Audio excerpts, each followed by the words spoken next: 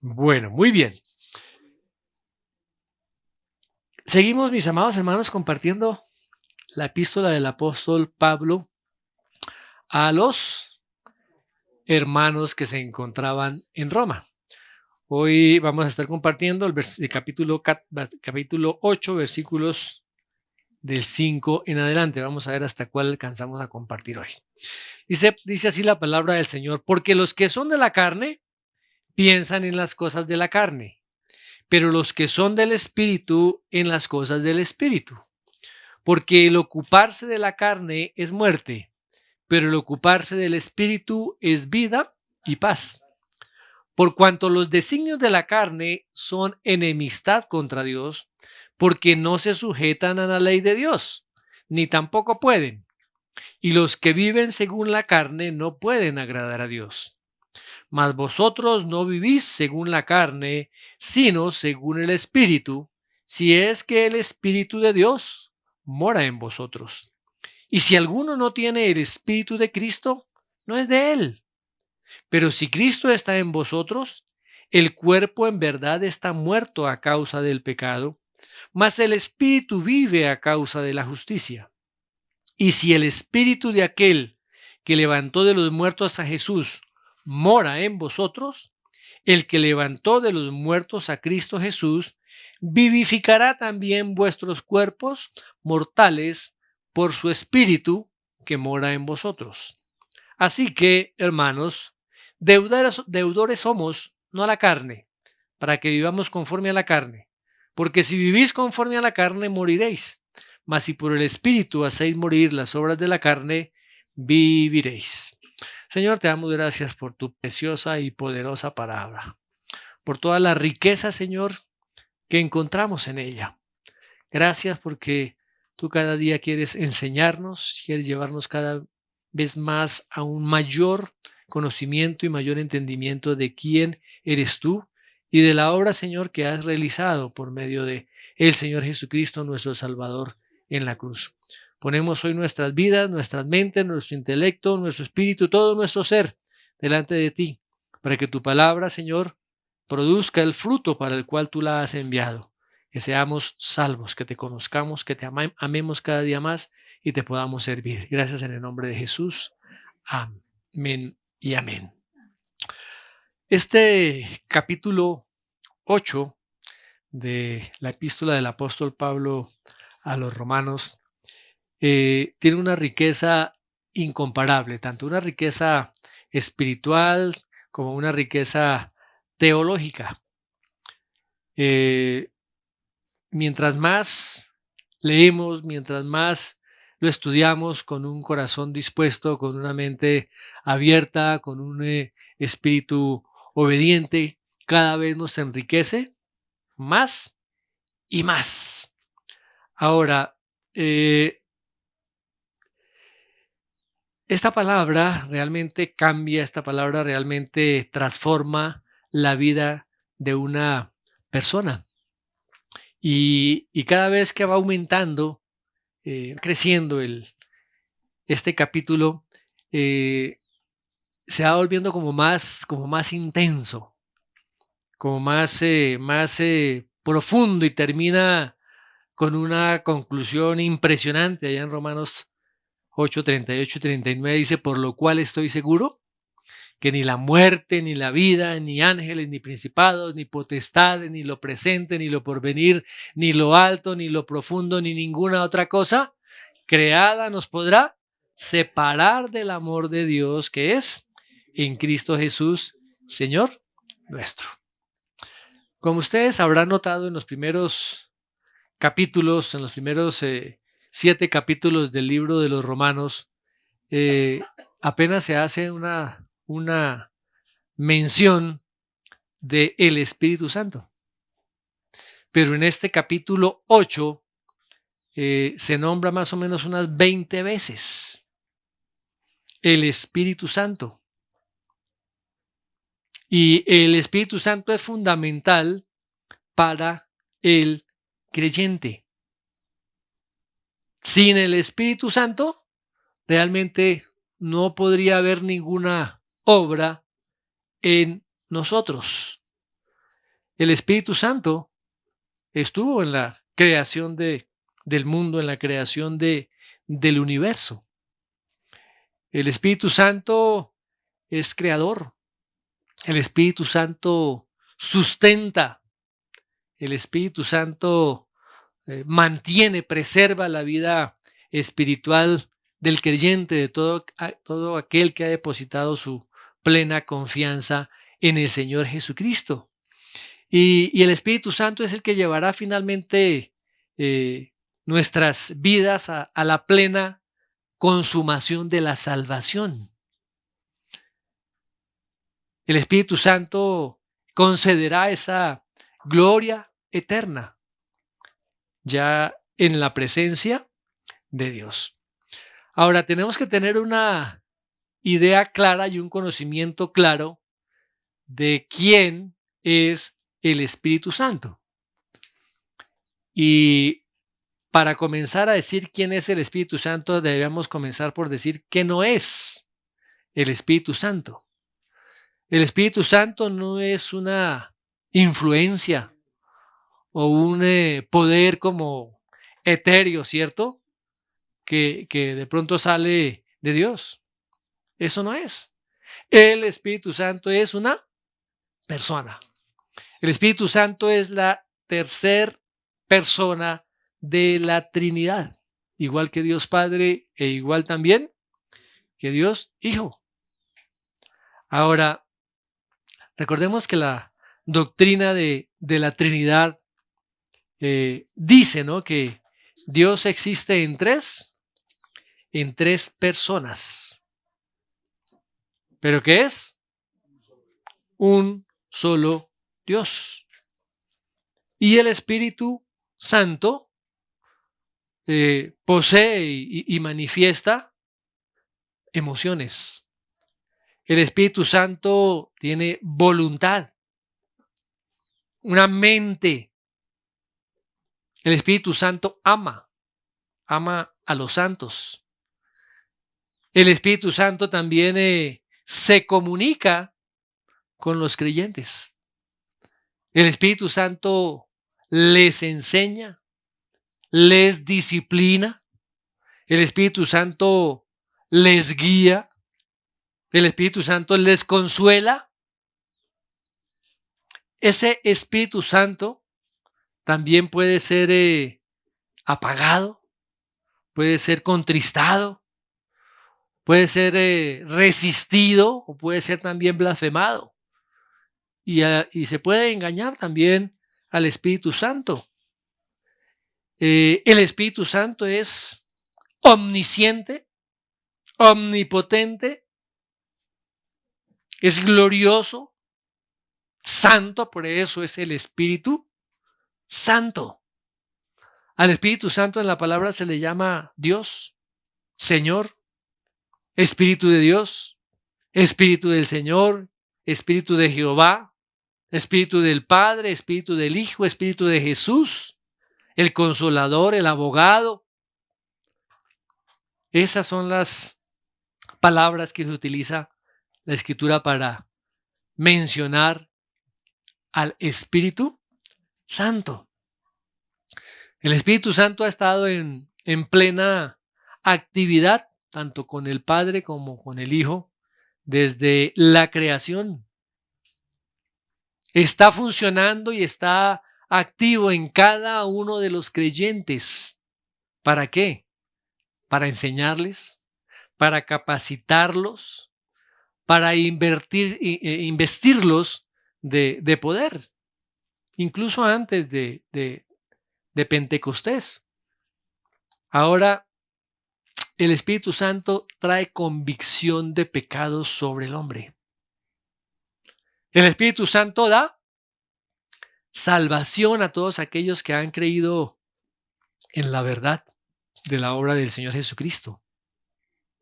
El Espíritu Santo enseña al creyente a adorar, le enseña a obedecer, le enseña a servir de una manera correcta a Dios. El Espíritu Santo, mis hermanos, es un agente divino, único, sobre los siervos de Dios.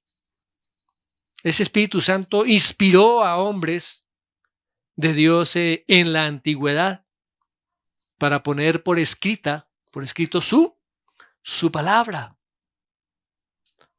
Y todos los creyentes son investidos de ese poder por medio de el Espíritu Santo.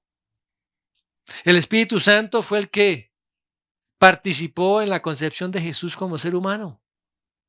El Espíritu Santo estuvo presente durante el bautismo, durante la unción del Señor Jesucristo, durante la tentación, en los milagros que Él realizó, en la enseñanza que Él dio, y de igual manera también en su muerte y su resurrección.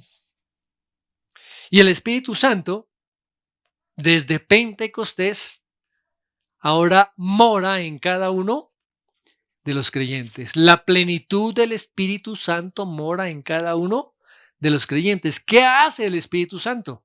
El Espíritu Santo alumbra el entendimiento del cristiano con respecto a la palabra de Dios.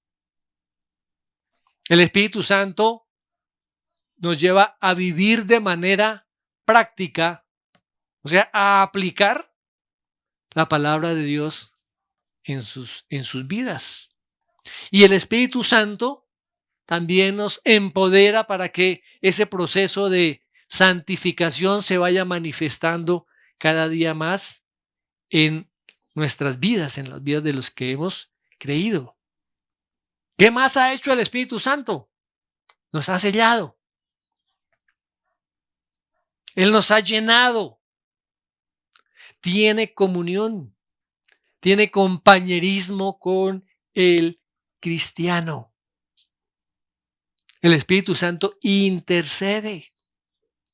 El Espíritu Santo consuela y exhorta. El Espíritu Santo también amonesta y santifica.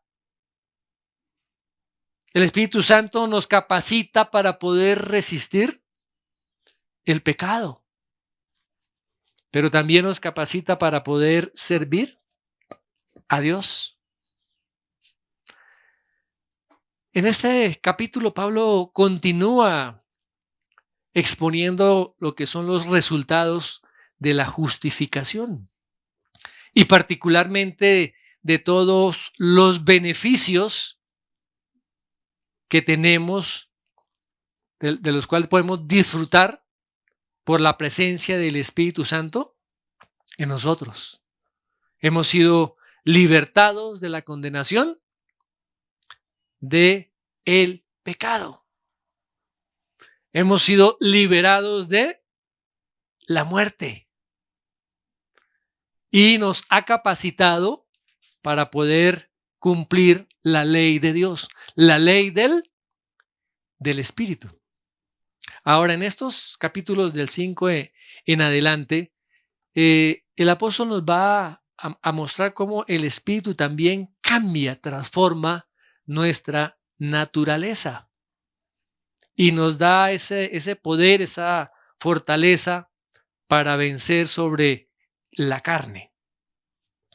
Miremos los primeros versículos del 5 al 11. Dice, porque los que son de la carne piensan en las cosas de la carne, pero los que son del Espíritu en las cosas del Espíritu. Porque el ocuparse de la carne es muerte, pero el ocuparse del Espíritu es vida y paz. Por cuanto los designios de la carne son enemistad contra Dios, porque no se sujetan a la ley de Dios ni tampoco pueden, y los que viven según la carne no pueden agradar a Dios. Mas vosotros no vivís según la carne, sino según el Espíritu, si es que el Espíritu de Dios mora en vosotros. Y si alguno no tiene el Espíritu de Cristo, no es de él. Pero si Cristo está en vosotros, el cuerpo en verdad está muerto a causa del pecado, mas el Espíritu vive a causa de la justicia. Y si el Espíritu de aquel que levantó de los muertos a Jesús mora en vosotros, el que levantó de los muertos a Cristo Jesús vivificará también vuestros cuerpos mortales por su Espíritu que mora en vosotros. El versículo 4 que vimos anteriormente habla acerca de la conducta del cristiano. ¿Sí? Y dice que no andamos según la carne, sino conforme al Espíritu. Ya no andamos según la carne, sino conforme al Espíritu. Y aquí, en este texto, también comienza con esta conjunción porque. Cuando decimos porque, estamos diciendo que hay una razón, una causa, ¿cierto? Ya para el cristiano, la carne no es quien domina, quien gobierna. Para el cristiano que tiene un corazón nuevo, que tiene una mente nueva, su vida ya no está centrada en las cosas de la carne, ni está controlado, ni está dominado por el pecado. Tenemos que entender que en el mundo solamente existen dos clases de personas. Ojo, dos clases de personas. Las que pertenecen a Dios y las que no pertenecen. No hay lugares intermedios. O somos o no somos. Por eso es que el apóstol está diciendo los que son de la carne y los que son del Espíritu. Fíjese que aquí el apóstol Pablo no está haciendo ninguna otra distinción, ¿no? Ahí no está haciendo distinciones de género, ni de edad, ni de en cuanto a educación o talentos o razas. Aquí no hay ese tipo de distinciones. Él hace únicamente la diferencia con base en la relación que la persona tenga con el Señor. Y es una diferencia totalmente absoluta. Ahora, en ambas categorías, tanto en los creyentes como en los no creyentes, pues existen a veces algunas categorías. Vemos que hay muchas personas que no son salvas, pero tienen una alta conducta moral. Y por otro lado, hay algunos cristianos que no son tan obedientes a la palabra del Señor como debían serlo, ¿cierto?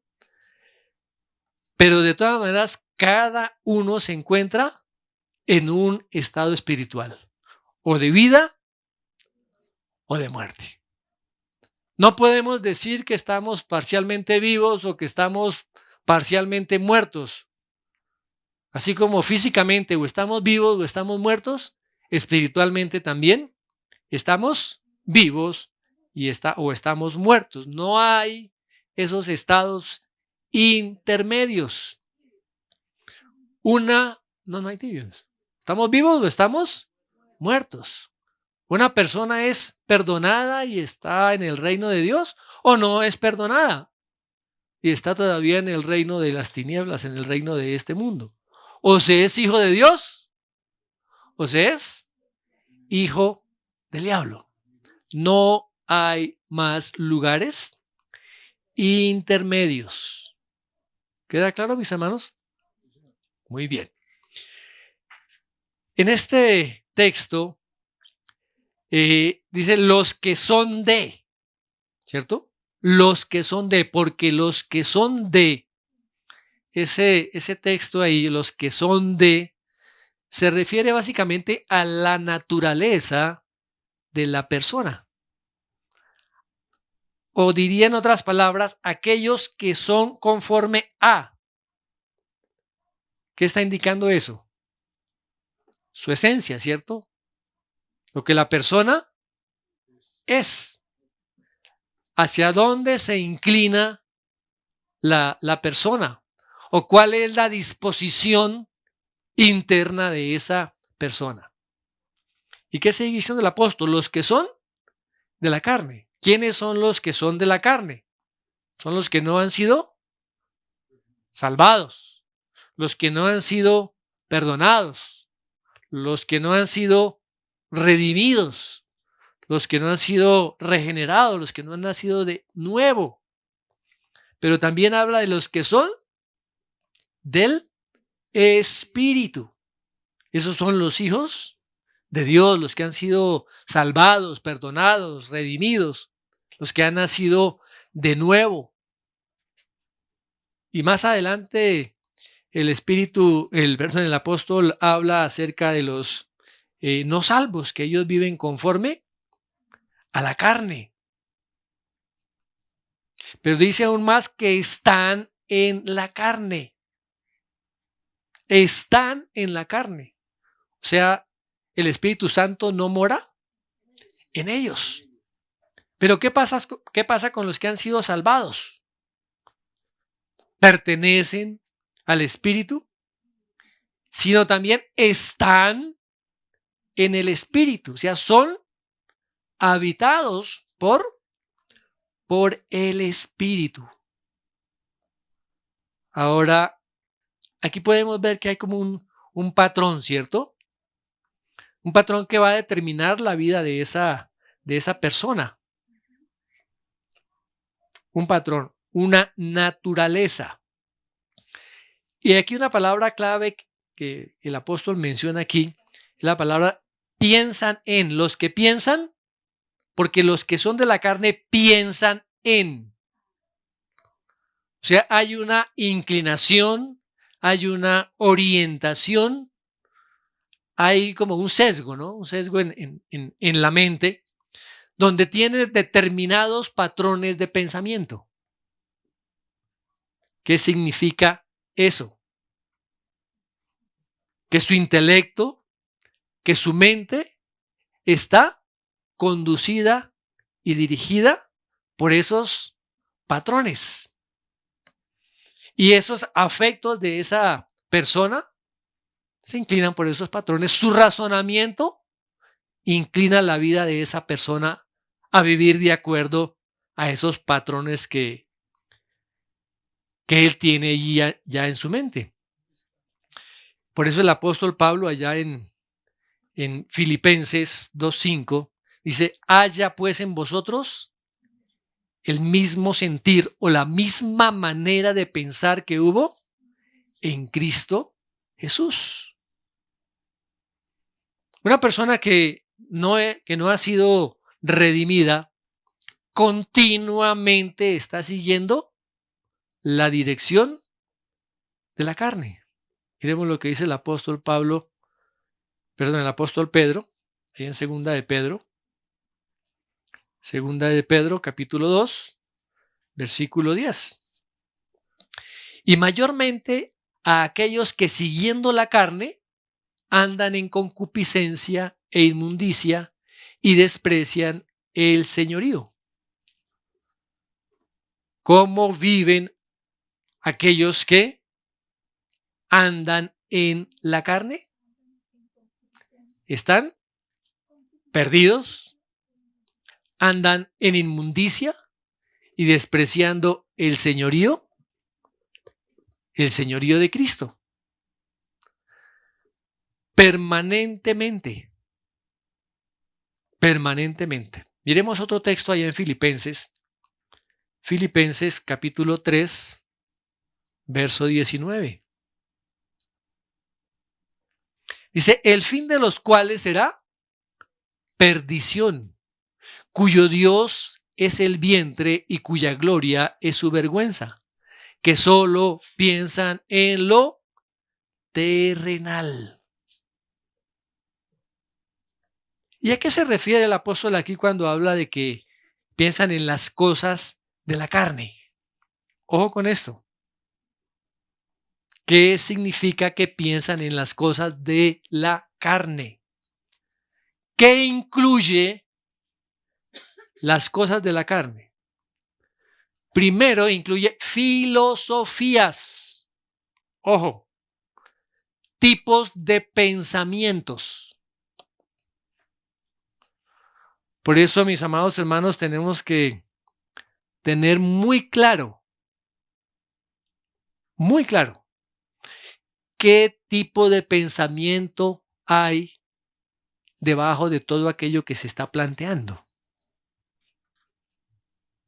¿Sobre qué base descansa las ideas, los programas? Podemos aplicarlo en este momento a la política. ¿Cuál es la base que se tiene para desarrollar todo ese sistema de pensamiento? Es toda una filosofía. Por eso tenemos que ser cuidadosos con eso. ¿De dónde está su base? ¿Se afianza en los principios de la palabra de Dios? ¿O estas cosas de la carne están basadas sobre engaños y sobre mentiras? ¿Qué otra cosa incluyen las cosas de la carne? Religiones falsas. Religiones que apelan a la carne, donde el hombre es el que tiene que hacer el esfuerzo para acercarse a Dios, donde el hombre es el centro, donde se sube y se idolatra y se honra al hombre, el egocentrismo, donde se exalta el esfuerzo de la persona para querer acercarse a Dios o para querer agradar a ese Dios o a ese ídolo. Solamente hay dos tipos de religiones en el mundo. La religión que apela a las obras y la religión que viene por la gracia de Dios sin ningún tipo de obra. ¿Qué más sigue diciendo Pablo? Pero los que son del Espíritu, pero los que son del Espíritu. ¿Qué pasa con esos que son del Espíritu? ¿Dónde está afianzada su mente? ¿Dónde están sus pensamientos? ¿Qué dice el apóstol? En las cosas del Espíritu. O sea, los que son del Espíritu son aquellos que pertenecen a Dios y están continua y permanentemente preocupados por esas cosas piadosas, por esos afectos santos, anhelos profundos hacia Dios, anhelos cada vez mayores hacia la santificación. Ahora, eso no significa que los hijos de Dios no puedan fallar en algún momento. El mismo apóstol decía, mire, mi hombre interior se deleita en la ley de Dios. Mi carne quiere otra cosa, pero mis anhelos, mis deleites es en la ley de Dios. Aunque podemos, como les digo, equivocarnos, pueden tener fallas, pero el verdadero creyente, el verdadero cristiano, sus apegos, sus anhelos, sus deseos más profundos como hijos de Dios, tienen que ver con las cosas del Espíritu. Y esa es estas son declaraciones categóricas que el apóstol Pablo dice que el ocuparnos, y esta palabra ocuparnos, ¿qué significado realmente tiene? El ocuparnos implica el estar, el permanecer, el estar involucrados. Y el ocuparnos de la carne, ¿a dónde lleva? a la muerte. ¿Sí dice que lleva a la muerte? No, ahí no dice que el ocuparnos de la carne lleva a la muerte. Es muerte. El ocuparnos de la carne es muerte. ¿Por qué? Porque la persona no salva, ¿cómo está? No es que va a morir. Está muerta espiritualmente. ¿Mm? El no cristiano está muerto. Está muerto espiritualmente. Y por tanto, sus mentes ¿en qué se ocupan? En las cosas de la carne. Y el apóstol Pablo allá en Efesios les recuerda a sus hermanos eso. Efesios capítulo 2, verso 1. Dice, Él os dio vida a vosotros cuando estabais muertos en vuestros delitos y pecados. Ahora, en cierto sentido el pecado lleva a la muerte, ¿cierto? Miremos lo que dice allá Isaías capítulo 59. Isaías capítulo 59, verso 2. Dice, pero vuestras iniquidades han hecho división entre vosotros y vuestro Dios, y vuestros pecados han hecho ocultar de vosotros su rostro para no oír. Y más adelante Pablo, allá en Romanos 6:23, dice que la paga del pecado es la muerte, la muerte. Y que mientras nosotros estábamos en la carne, ¿qué era lo que obraba en nosotros? Miremos lo que dice Gálatas capítulo 6. Gálatas capítulo 6, verso 8. Porque el que siembra para su carne, de la carne segará corrupción, mas el que siembra para el espíritu, del espíritu segará vida eterna. Cuando estábamos, mis amados hermanos, en la carne, esas pasiones pecaminosas eran las que obraban en nosotros, las que obraban en nuestros miembros. ¿Y cuál era el fruto? La muerte. La muerte.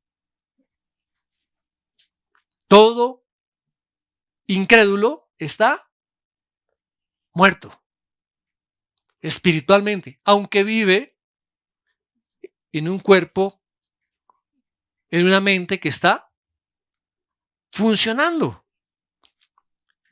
Y el apóstol le dice ya a los corintios que el hombre natural no percibe las cosas que son del Espíritu de Dios. Dice, porque para él son locura, no las puede entender porque se han de discernir espiritualmente. Allá en 1 Corintios 2:14. Ahora, la persona no salva es un cadáver espiritual. La persona no salva es un cadáver espiritual. Es incapaz de responder a las cosas de Dios, a no ser que el Espíritu Santo de Dios intervenga, lo convenza de pecado, lo capacita en fe, es vivificado y nace de nuevo. Es la obra del Espíritu Santo en la vida de esa persona cuando lo lleva a creer en lo que el Señor Jesucristo realizó en la cruz. ¿Qué sigue diciendo el apóstol Pablo? Pero el ocuparse del Espíritu es vida y paz. El ocuparse del Espíritu es vida y paz. Eso equivale a tener vida y paz. El ocuparme de las cosas del Espíritu, del verdadero creyente, el que ha nacido de nuevo, ha recibido una vida nueva a través de esa fe que ha recibido también del Espíritu para creer en la obra del Señor Jesucristo. Y de paz dice. ¿De cuál paz? De la paz que hablamos allá en el capítulo 5. Paz para con Dios. Ahora, la persona que no ha sido salvada puede decir que adora, que honra, que sirve, que ama a Dios. ¿Pero qué dice la Escritura? Que esa persona es un enemigo de Dios. Es una persona que no está en la verdad. Ya lo hemos mencionado y el apóstol ya lo mencionó anteriormente en esta misma epístola. Antes éramos enemigos de Dios. Y únicamente la persona que tiene esa vida nueva puede tener y disfrutar de esa paz con Dios. Ahora, esa persona renovada ahora tiene una mente que se caracteriza por ocuparse de las cosas que son del Espíritu. Y el ocuparse en esas cosas que son del Espíritu lo lleva a tener vida y paz espirituales. ¿Hasta ahí estamos bien? No permanece muerto ante las cosas de Dios. Está vivo. Un cristiano que no tiene sensibilidad a las cosas de Dios. Un cristiano que su afecto no está centrado en esa santidad, no pertenece a Dios. No es cristiano. Podríamos decir que es un cristiano meramente de título. Y esa persona realmente no batalla con la carne. Porque eso es normal para él. ¿Qué de malo tiene? No hay ninguna diferencia. Para él esas cosas son normales porque todavía está en la carne y tiene su mente ocupada en las cosas que son de la carne. Puede que de pronto esté preocupado por no cumplir las normas religiosas o el código que ha establecido su denominación o su organización, pero realmente son cosas meramente carnales. No va a ser esa lucha que se da en el verdadero corazón del creyente entre su propia carne y el espíritu para querer agradar a Dios, sino va a ser su propio amor, su propio esfuerzo, su propia capacidad. Yo me gano el favor de Dios siendo buena gente, siendo buen padre, siendo buen marido, siendo buen proveedor para mi casa. Soy buena gente. Pero su inclinación es la carne. No ha nacido de nuevo. Porque dice que las cosas del espíritu son contra la carne. Y donde en una vida que no mora el espíritu, esa persona es una persona simplemente carnal. No anda en el espíritu. El cristiano verdadero batalla contra la carne.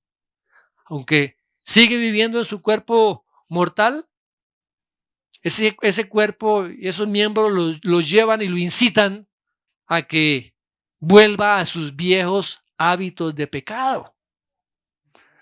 Pero el apóstol Pablo dice que ya no está en la carne, sino en el espíritu. El verdadero creyente no está en la carne, sino en el espíritu. El apóstol dice, porque el deseo de la carne es contra el espíritu y el del espíritu es contra la carne, y estos dos se oponen entre sí, para que no hagáis lo que quisieres. Pero si vivimos en el espíritu, andemos también en el espíritu. O sea, la naturaleza que tiene el creyente es una naturaleza divina. Es una naturaleza divina. ¿Por qué? Porque el Espíritu de Dios mora en el cuerpo de ese creyente y lo lleva a un anhelo profundo de vivir y de conducirse de acuerdo a la guía del Espíritu Santo. Una vida en santidad. ¿Hasta ahí estamos bien, mis amados hermanos? Ok. La palabra dice que nosotros tenemos las primicias del Espíritu, que gemimos dentro de nosotros mismos esperando la adopción. Habla ahí en el capítulo 8, verso 23, la adopción, la redención de nuestro cuerpo. A los Corintios también les dice allá en la primera epístola, capítulo 15, versos 42 al 44, dice que el que se siembra en corrupción se resucitará en incorrupción, se siembra en deshonra, se resucitará en gloria, se siembra en debilidad, se resucitará en poder, se siembra cuerpo animal, resucitará cuerpo espiritual. Hay cuerpo animal y cuerpo espiritual. Mis amados hermanos, esta es la realidad para los que han nacido de nuevo. Habrá una total transformación. Espiritualmente ya hemos sido vivificados, hemos sido libertados del poder del pecado y de la muerte, pero aún falta nuestra glorificación, la transformación total de nuestros cuerpos. Ahora, no importa cuán moral o cuán buena pueda ser la vida de una persona que no ha sido redimida, que haga todos los esfuerzos religiosos, no puede servir a Dios de una manera verdadera. ¿Por qué? ¿Qué sigue diciendo el apóstol ahí? Porque los designios de su mente, ¿hacia dónde están enfocados? Hacia las cosas de la carne. Esos patrones de pensamiento, esa inclinación que hay en su propia vida, esa orientación a la cual va dirigida esa vida, está dirigida por la carne. O sea, es algo de su propia naturaleza. Y esa naturaleza la lleva a la permanente rebeldía y desobediencia. Eso es lo que hay allí en su estructura mental y en su estructura espiritual. Una persona no regenerada es una persona rebelde, es una persona desobediente, así sea religiosa, así sea atea. Es una persona que no está en amistad con Dios. Dice que vive en enemistad contra Dios. O sea que una persona no salva no puede vivir una vida piadosa. No puede ser una persona justa, porque no tiene los recursos en su propia naturaleza para poder serlo. Y por lo tanto, no puede tener ese amor genuino hacia Dios por las cosas de Dios. No ama las cosas de Dios. Ama las cosas de su propia carne. Porque su mente es una mente pecaminosa. Y el apóstol dice, porque no se sujeta a la ley de Dios, ni tampoco puede. Las personas, así parezcan que hagan buenas obras, si no está motivado realmente y capacitado por Dios para hacerlo, son obras que han sido originadas en la carne, motivadas por el egocentrismo y no para la gloria de Dios.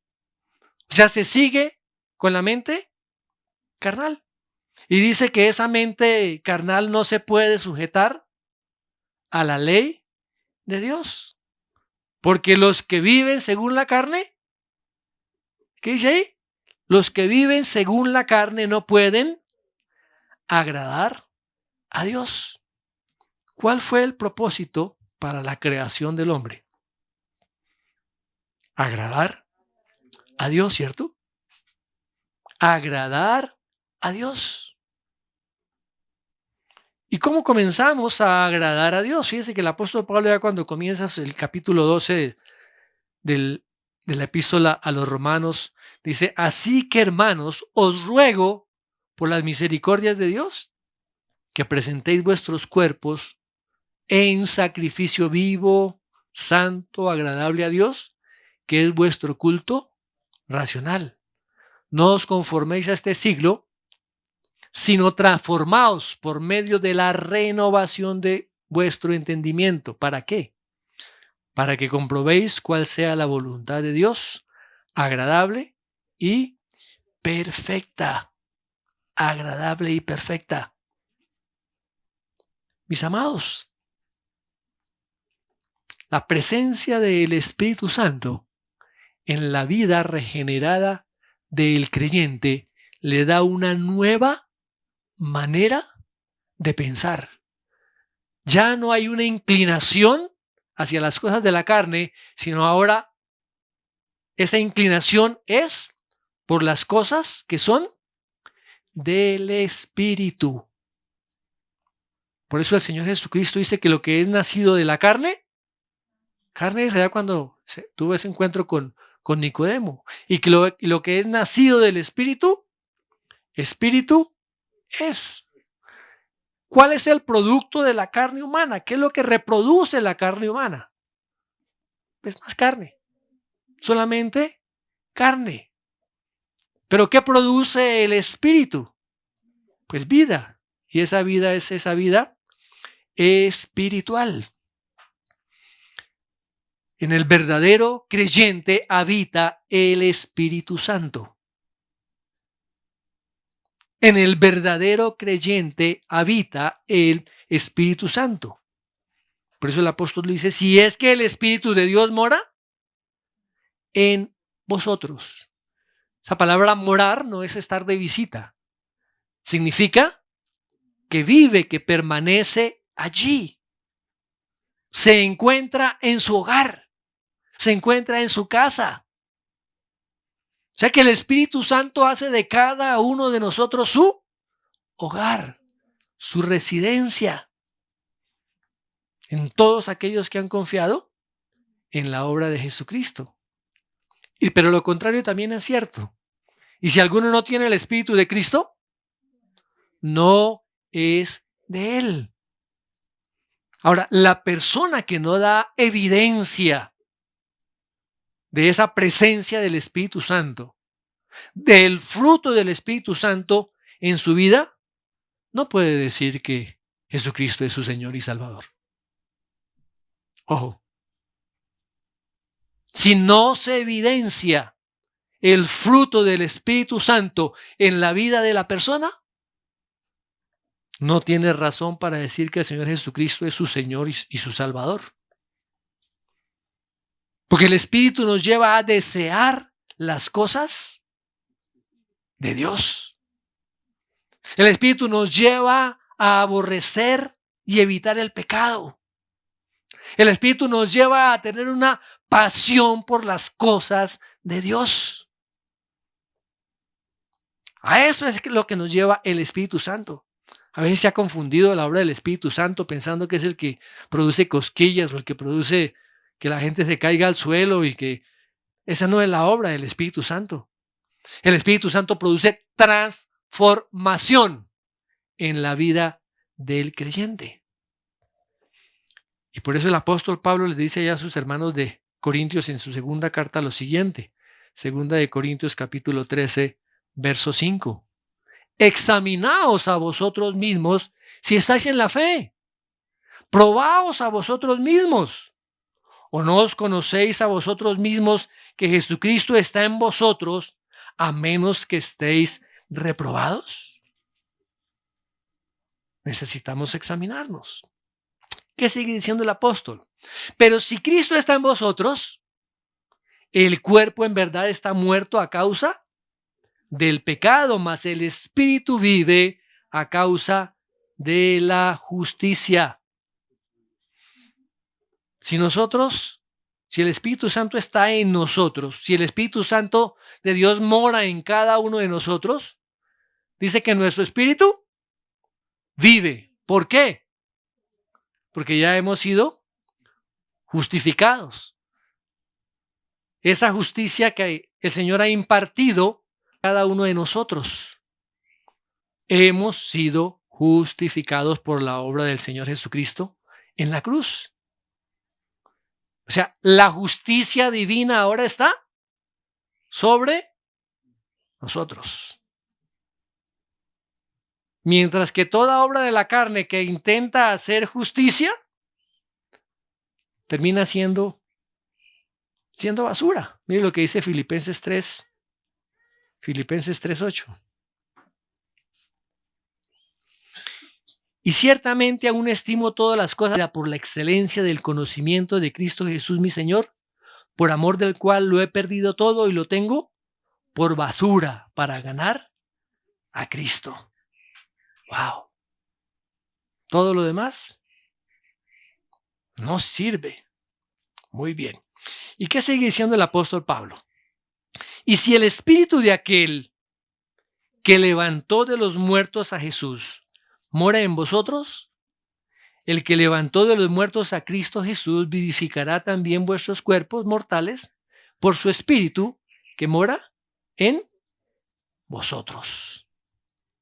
El Espíritu Santo actuó en la resurrección de Cristo.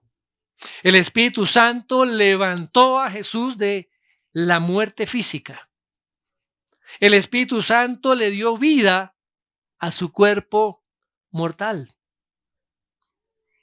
Ahora, el Espíritu Santo en cada uno de nosotros nos da vida. El Espíritu Santo en cada uno de nosotros nos da poder. El Espíritu Santo en cada uno de nosotros coloca el mismo sentir que hubo en Cristo Jesús. El Espíritu Santo pone ahora en nuestro espíritu ese deseo profundo por las cosas del Espíritu, por las cosas que son de Dios. El Espíritu nos lleva a apasionarnos cada vez más y amar cada vez más las cosas que son de Dios. Pero también nos lleva a aborrecer cada vez más las cosas que son de la carne, las cosas que son de este mundo. Gracias a Dios por la presencia ahora de su Espíritu en cada uno de estos cuerpos mortales. Somos ahora el templo del Espíritu Santo. Y ese Espíritu ha vivificado nuestros cuerpos mortales. Somos ahora el templo del Espíritu Santo.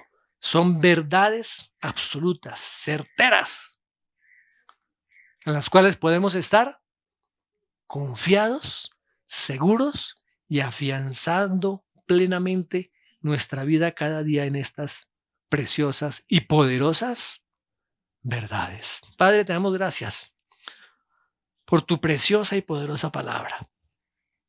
Gracias, Señor, porque nos has dado vida, una vida nueva y una vida abundante.